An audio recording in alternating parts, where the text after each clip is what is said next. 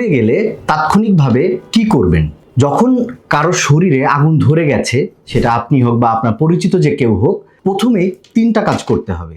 আমরা ইংরেজিতে সবসময় বলি স্টপ, ড্রপ অ্যান্ড রোল। অর্থাৎ গায়ে আগুন ধরে গেলে আতঙ্কিত হয়ে দৌড়াদৌড়ি করবেন না, থামুন, শুয়ে পড়ুন মেঝেতে বা মাটিতে এবং গড়াগড়ি দিন। Stop, drop and roll. অর্থাৎ বার্নিং প্রসেসটাকে আগে বন্ধ করতে হবে। এরপরে আবার 3টা কাজ। সেই 3টা কি করতে বলি আমরা? কুল, কাভার অ্যান্ড কনসাল্ট। অর্থাৎ প্রথমে পোড়া স্থানকে আমার শীতল করতে হবে। কিভাবে? আমরা স্বাভাবিক তাপমাত্রার পানি ব্যবহার করে অন্তত 20 মিনিট সেখানে শুধু পানি দিব।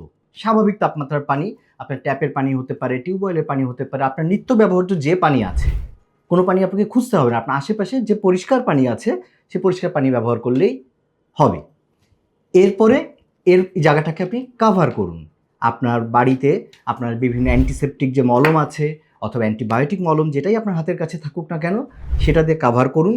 এই কাভারের একটা গুরুত্বপূর্ণ অনুষঙ্গ হচ্ছে ক্লোজ ড্রেসিং, যেটা আপনি বাসায় দিতে পারলে ভালো। তা না হলে এরপরে আমরা চলে যাব কনসাল্ট ফেজে, অর্থাৎ আপনার নিকটস্থ যে কোনো বার্ন বিশেষজ্ঞ অথবা বার্ন ইউনিটে যোগাযোগ করুন। ধন্যবাদ।